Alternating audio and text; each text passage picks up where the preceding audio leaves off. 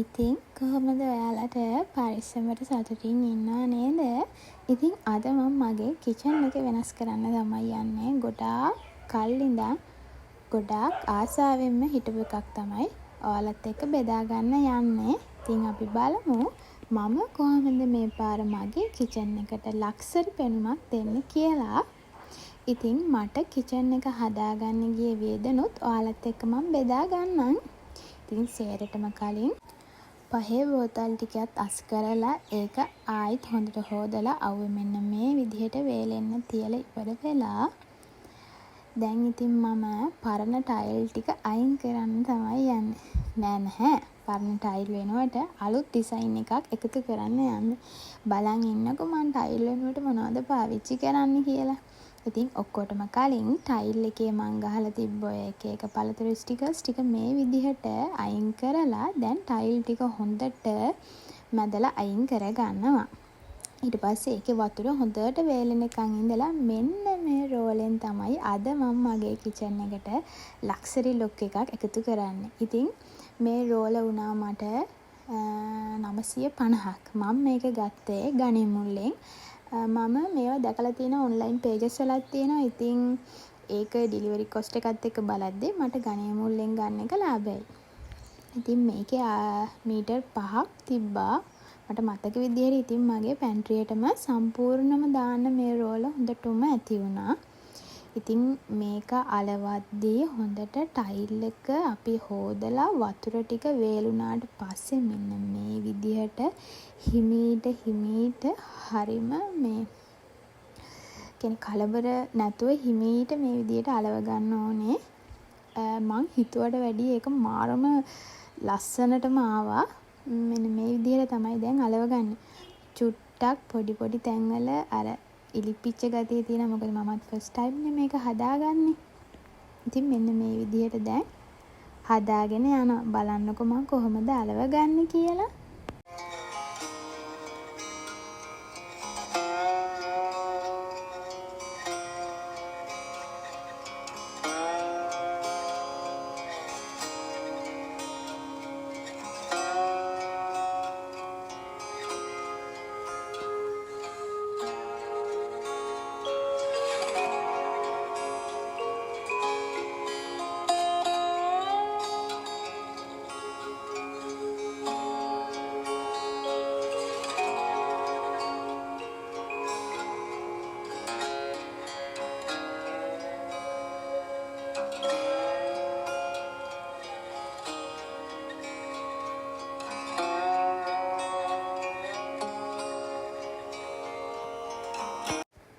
ඉතින් ඔන්න ඔය විදිහට මම දැන් ඒ ස්ටිකර් රෝල් අලවගෙන ඉවර වෙලා මගේ පැන්ට්‍රිය උඩ තියෙන ලෑල්ල තිබ්බ බරු ටිකත් අස් කරලා මට ඉතින් හිතෙන විදිහට ලස්සනට තියාගත්තා. ඊළඟට ඉතින් ආයි කුඩු බඩු ටිකට මේ කියන්නේ බෝතල් ටික වේලුණාට පස්සේ ඒකට අදාළ දේවල් ටික දාලා ඉවර වෙලා ඒ ටිකත් මෙන්න මේ විදිහට පිළිවෙලට මම තියාගන්නවා. මොකද ඉතින් කුස්සියක් තමයි ගේක ගොඩක්ම පිළිවෙලට තියාගන්න ඕන. මොකද අපි උයන තැන ඒක පිරිසුදුවට පිළිවෙලට තියනවා නම් ගේක ඉතින් අනිත් ඒවා ගැන නිකන් හිතන්නවත් ඕනේ. ඒවා නිකම්ම පිරිසිදු වෙනවා. අනික ගෘහණියක් විදිහට අපි උයන තැන පිරිසිදුවට පිළිවෙලට තියාගන්න එක අපේ යුතුයකම. ඉතින් මට මේ ටික හදාගන්න ගියේ පුංචි වියදම. ඉතින් දැන් බලන්නකෝ මේකේ තියෙන ලස්සන. ඊළඟට ඉතින් මං මේ වගේ වෝල් හුක්ස් ගෙනල්ලා මගේ පැන්ට්‍රිය යට ඉතින් මම පැන්ට්‍රියක් ගහලා නැති හින්දා ඒක වැහෙන්න මං ඉතින් කලින් වගේම කර්ටන් ටිකක් දානවා. මේ වෝල් හුක්ස් වලට මට ගියේ රුපියල් 160ක්. ඒකේ 6ක් තියෙනවා. ඉතින් ඒකත් මං ඒ ගණේ මුල්ලෙන්මයි ගත්තේ. මේ ස්ටිකර්ස් ගත්ත කඩෙන්මයි. එතන බඩු මාර ලාභයි. ඊට පස්සේ මේ විදිහට මම මගේ පැන්ට්‍රියට ලස්සන කර්ටන් එකකුත් මාලා දාගත්තා. ඒකට මම ගත්තේ එස්ලෝන් බට. ඉතින් එස්ලෝන් බට ওই විදිහට දෙපැත්තටම දාලා කර්ටන් එකක් දැම්මා. ඊට පස්සේ ඉතින් මේ පේනවනේ ලස්සන ලයිට් එක. ඉතින් මේක මම පැන්ට්‍රියට තවත් ලස්සනක් එකතු කරන්න තමයි ගත්තේ. මේක රුපියල් 300ක් වුණා. මේක ඉතින් අපේ පොඩි එක්කෙනා තමයි මට ගෙනල්ලා දුන්නේ. මොකද එයාගේ කාමරෙත් එයා මේ විදිහට ලයිට් වලින් මාර ලස්සනට හදලා තියෙනවා. මේකේ ලයිට් වල පාට ගොඩක් තියෙනවා. ඉතින් නිල් පාට හොඳයි කියලා හිතුණා. මොකද එයා ගාව තිබ්බ ලයිට් එක තමයි මට එයා ගෙනල්ලා දුන්නේ. මට හිතුණා නිල් පාට ලස්සනයි කියලා. සුදු පාටත් හොඳයි කියලා හිතුණා. ඒත් ඉතින් නිල් පාට දාලා බැලුවා. ඒක ඉතින් හිතුවට වැඩිය හරි ලස්සනයි. ඊට පස්සේ ඒකටත් වයර් එකක් අමුණලා මෙන්න මේ විදිහට පැන්ට්‍රියට තවත් ලස්සනක් එකතු කරගත්තා. ඉතින් බලන්නකෝ අපි හිතන්නේ නැති පුංචි දේවල් වලින් හම්බෙන ලස්සන. ඉතින් මෙන්න මේ විදිහට තමයි ෆයිනල් ලුක් එක තියෙන්නේ. එක හරිම ලස්සනයි.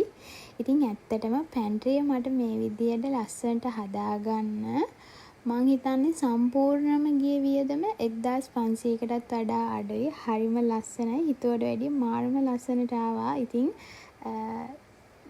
ගොඩක්ම ලස්සනයි. දැන් මේ තියෙන්නේ ඔන්න ලයිට් එක. ඒ ලයිට් එකත් එක්ක පැන්ට්‍රියෙද්දි මාර ලස්සන. ඇත්තටම මේක ටයිල් කරලා වගේ. ඉතින් ඒ වගේ මම මෙතන බිත්තියට ගහගෙන තියෙන කළු පාට එක්ස්රේ වගේ බෝඩ් වගේ. ඒක මට අපේ තාත්තා ගෙනල්ලා දුන්න එකක්. එතකොට ওই බිත්තියේනේ මම non stick pan එක පිහිය කටින් බෝඩ් එකේ එල්ලන්නේ. එතකොට ඒ වතුර වැටිලා පුස්සල්ලන්නේ නැහැ. ඉතින් අපේ තාත්තත් ඒ කියන්නේ එයාට ඔය වගේ සුකුරුත්තන් දේවල් හම්බුනොත් එයා දන්නවා අනිවාර්යෙන් මං ඒ වගේ මොනවා හරි වැඩක් කරගන්නවා කියලා එයා අනිවාර්යෙන් මට ගෙනල්ලා දෙනවා. ඉතින් මෙන්න මේ විදිහට තමයි අද මම මගේ කිචන් එක ලස්සන කරගත්තේ. ගොඩාක් ලොකුවට වැඩි වැඩ නැති ලස්සන චාම් කුස්සියකට තමයි මං කැමති. ඉතින් මෙන්න මේ විදිහට තමයි මම මගේ කුස්සිය හදාගත්තේ. ඒ වගේම ඔයාලට කියන්න ඕනේ අනිවාර්යයෙන්ම මේ ස්ටිකර් එක ටයිල් පොලවක, මේස් එක, දොරක, ඒ වගේම ෆිනිෂින් කරපු බිත්තියක වගේ තමයි අලවන්න පුළුවන්. මොකද මම සමහරක් පේජස් වල දැක්කා මේක කපරාදු කරපු බිත්තියකත් පුළුවන් කියලා. හැබැයි ඒක අලවන්න බෑ. මොකද මම ওই පැන්ට්‍රිය යට අපේ කපරාදු කරලා නැහැ. ඒකේ ඇලුනේ නැහැ. මොකද අපි හැමදේම බෙදාව ගන්නවා වගේම ඒකේ හොඳ නරකත් කියන්න එපා. ඒ වගේම මේක ඇලෙව්වට පස්සේ තනිකරම අපේ පැන්ට්‍රිය ටයිල් කරලා වගේම තමයි තියෙන්නේ. ඉතින් හැමදාමත් වගේම අද වීඩියෝ එක ගැන මොකද හිතෙන්නේ කියලා අමතක නොකර කමෙන්ට් එකක් දාන්න. ඒ වගේම ලයික් කරලා ෂෙයා කරලා සබ්ස්ක්‍රයිබ් කරන්න ඕනේ. මම ඔයාලට හරිම ආදරෙයි. thank you.